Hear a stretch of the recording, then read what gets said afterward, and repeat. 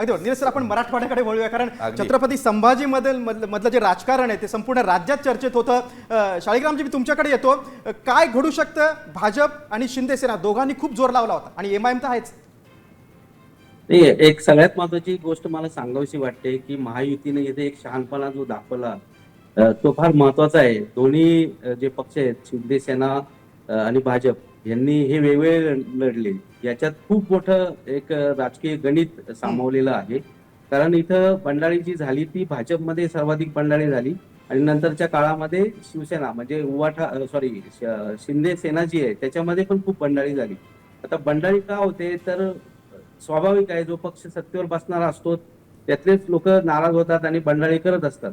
त्यामुळे हे लोक वेगवेगळे लढले. त्यामुळे जो एकत्रित लढल्यानंतरचा पराभवाचा जो फटका यांना बसणार होता तो बसणार नाही. त्यामुळं संभाजीनगर जी महानगरपालिका जी आहे ती भाजप बहुमतावर येणार नाही, परंतु भाजप जो आहे तो साधारण 30 ते 38 या दोन आकड्यांमध्ये असेल, या रेंजमध्ये असेल.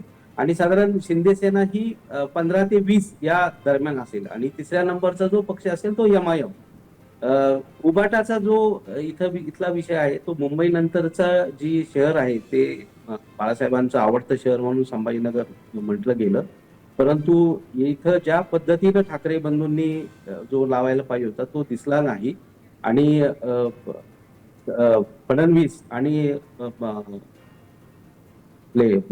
उपमुख्यमंत्री एकनाथ शिंदे यांनी प्रचंड जोर इथे लावला. आणखी एक महत्वाचा मुद्दा इथं जो कायम गाजत राहतो पाण्याचा, त्याच्यावर फडणवीस यांनी खूप जोर दिला. आणि ही महानगरपालिकेची निवडणूक झाल्यानंतर साधारण 2 दिवसात तुम्हाला पाणी देऊ या मुद्द्यावर त्यांनी खूप भर देऊन लोकांची मनं जिंकण्याचा प्रयत्न केलेला आहे. परंतु बंडखोरीचा हा जो भाग आहे तो भाजपला इथे भोवणार आहे. भाजपच्या पहिल्या सर्व्हेमध्ये जवळपास 50 ते 55 जागा त्यांना दाखवण्यात आल्या होत्या. प्रत्येक प्रभाग निहाय सर्वे त्यांनी करून घेतले होते. कुठल्या माणसाला तिकीट दिल्यानंतर तो निवडून येईल हा इथपर्यंतचा सर्वे भाजपने करून घेतलेला होता. परंतु नंतरचा जो बंडखोरीचा सगळा एपिसोड झाला, नेत्यांवर हल्ले करण्याचा प्रयत्न पण झाला, त्याच्यामध्ये सावेंच्या आणि कराड यांच्या गाडीवर हल्ला झाला.